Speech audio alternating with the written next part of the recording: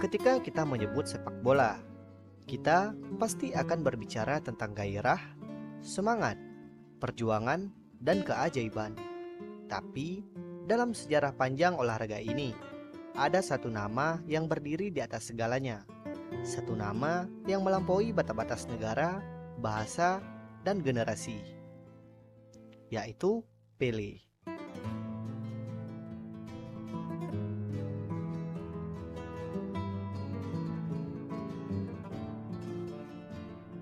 Pele adalah seorang anak dari keluarga miskin di Brazil yang menendang bola dari kaos kaki berisi koran, lalu menjelma menjadi simbol harapan, legenda tak tergantikan, dan sang raja sejati sepak bola dunia. Hari ini, Mimin akan mengajak kalian semua untuk menelusuri bersama kisah luar biasa seorang anak manusia yang mengubah wajah sepak bola dunia selamanya. Ini adalah kisah tentang Pele yang akan menceritakan tentang kejayaan, penderitaan, pengorbanan, dan warisan abadi.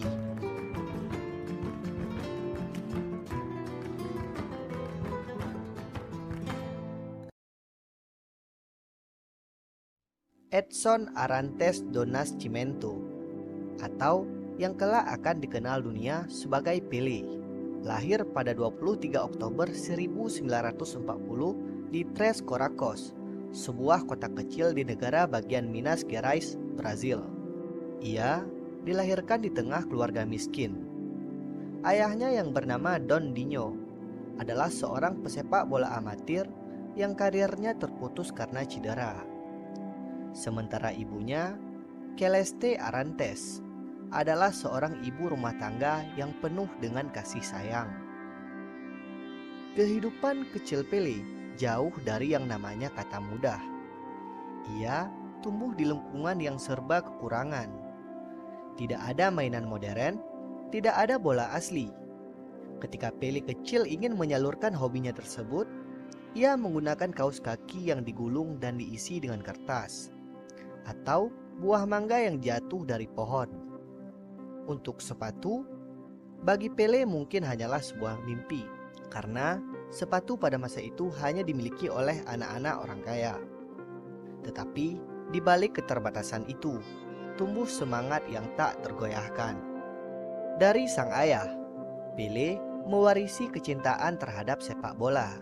Don Dinho bukan hanya ayah, tapi juga pelatih pertamanya.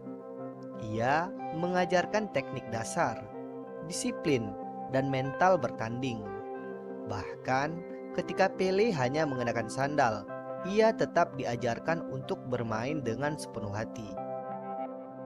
Singkat cerita, keluarganya kemudian pindah ke kota Bauru di negara bagian Sao Paulo. Di sana, Pele kecil bekerja serabutan sebagai pembersih sepatu untuk membantu keuangan keluarganya. Namun, ia tidak pernah berhenti bermain bola.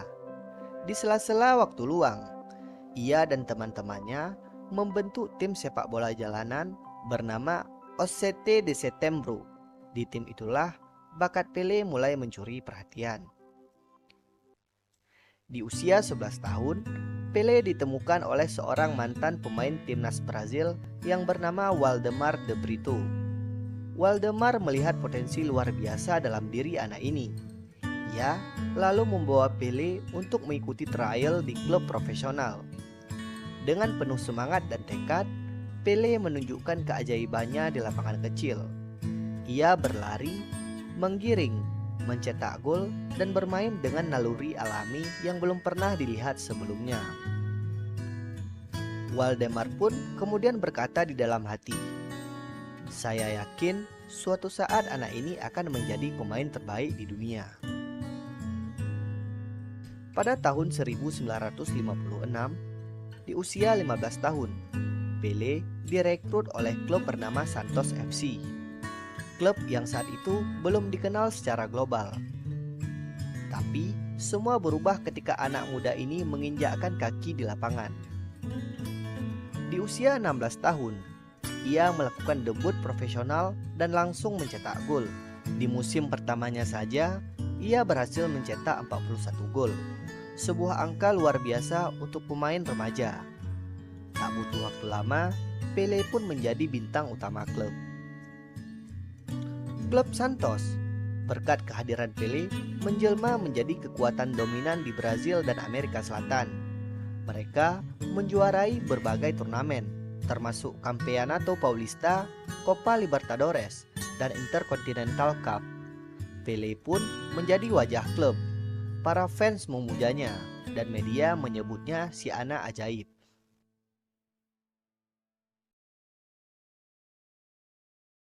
Pada tahun 1958,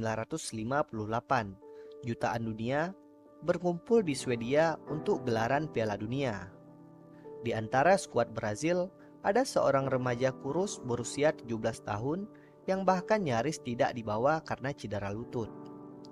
Tapi, saat ia diberi kesempatan bermain, dunia terdiam, terpana dengan skill yang dimilikinya.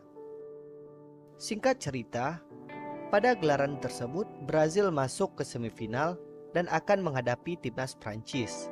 Pada pertandingan itu, Pele berhasil mencetak hat-trick ke gawang Prancis dan melaju ke final.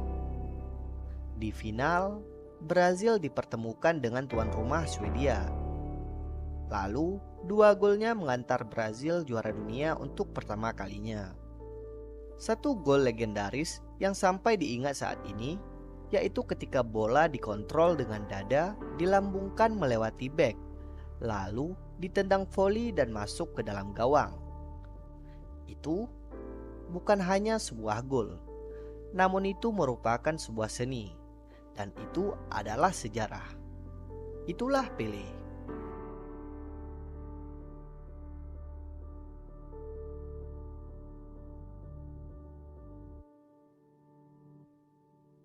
Pada akhirnya, tangis haru membanjiri warga Brazil. Seorang remaja berhasil mengangkat Piala Dunia. Dunia baru saja menyaksikan lahirnya seorang raja. Pele tidak hanya membawa gelar, ia membawa martabat, harga diri, dan harapan baru bagi negerinya yang selama ini hanya dikenal lewat eksotisme dan kemiskinan.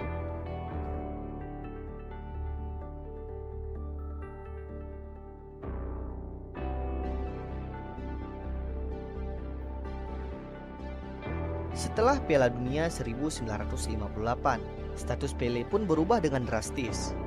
Ia bukan hanya bintang nasional, tapi seakan milik dunia.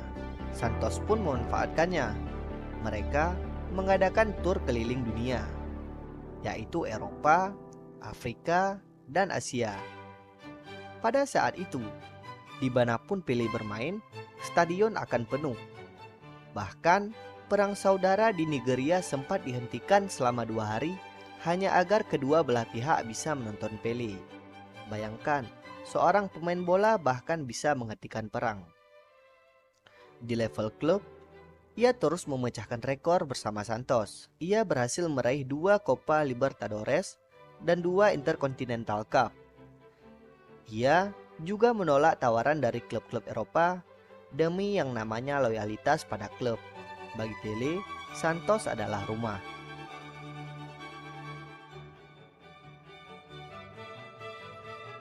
Piala Dunia tahun 1962 diadakan di Chile. Pele kembali memperkuat timnas Brazil. Ia mencetak gol luar biasa di pertandingan pertama. Namun, pada akhirnya dia cedera yang membuatnya absen di sisa turnamen. Beruntungnya, pada akhirnya Brazil masih menjadi juara. 4 tahun berikutnya, saat Piala Dunia tahun 1966 di Inggris, mimpi buruk pun terjadi pada Pele. Pele dihajar dengan keras oleh lawan-lawannya. FIFA belum punya sistem perlindungan untuk pemain kunci. Akibatnya, Brazil tersingkir lebih awal dan Pele bersumpah untuk tidak akan bermain di Piala Dunia lagi. Tapi seperti semua legenda, ia belum selesai. Pada Piala Dunia tahun 1970 di Meksiko, sebuah turnamen yang melahirkan tim terbaik sepanjang masa, Brazil 1970. Dan di tengah tim itu, berdiri seorang bernama Pele yang lebih dewasa, lebih matang, dan lebih lapar dari sebelumnya. Ia mencetak 4 gol, termasuk gol pembuka di final melawan Italia. Sundulan kerasnya membuka jalan bagi kemenangan Brazil 4-1. Tapi kontribusinya lebih dari itu. Umpan magis, gerakan tanpa bola, serta kepemimpinan membuatnya begitu elegan di lapangan. Pelé pun menjadi satu-satunya pemain yang berhasil memenangkan 3 Piala Dunia. Saat ia mengangkat trofi, dunia pun tahu mungkin inilah penutup sempurna untuk kisah terbesar dalam sejarah sepak bola. Pelé terus bermain untuk Santos hingga 1974. Ia mencetak lebih dari 1000 gol sepanjang karirnya. Tapi tubuhnya mulai menua dan dunia mulai bersiap untuk mengucapkan selamat tinggal. Namun cerita masih belum selesai. Tahun 1975, entah bagaimana, Pelé menerima tawaran dari New York Cosmos. Mereka berhasil membujuk Pelé untuk membawa sihirnya ke Amerika Serikat. Dan pada akhirnya, ia membantu mempopulerkan sepak bola di negara yang belum mengenalnya. Stadion-stadion penuh, anak-anak mulai bermain bola. Pelé bukan hanya setelah pensiun, Pelé menjadi duta besar sepak bola dunia. Ia berbicara tentang perdamaian, pendidikan, dan olahraga. Ia pun dianugerahi gelar kehormatan, yaitu menjadi Menteri Olahraga Brazil, dan namanya diabadikan di setiap sudut dunia. FIFA menobatkannya sebagai pemain terbaik abad ini bersama Diego Armando Maradona. Tapi di mata banyak orang, Pelé adalah satu-satunya. Ia bukan hanya legenda, ia adalah lambang. Dan saat ia meninggal dunia pada 29 Desember 2022, dunia pun seperti ikut menangis. Tapi warisannya akan tetap terus hidup. Cobrou para Ribeirinho, mandou a boca na meta, pula pé na cabeça e o gol! Pelé! Camisa número 10! Brasil!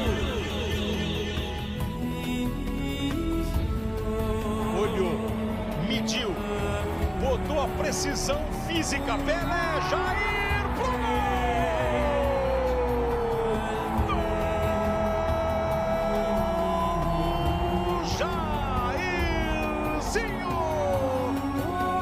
saiu do faquete, Pelé, não precisa nem olhar, rei.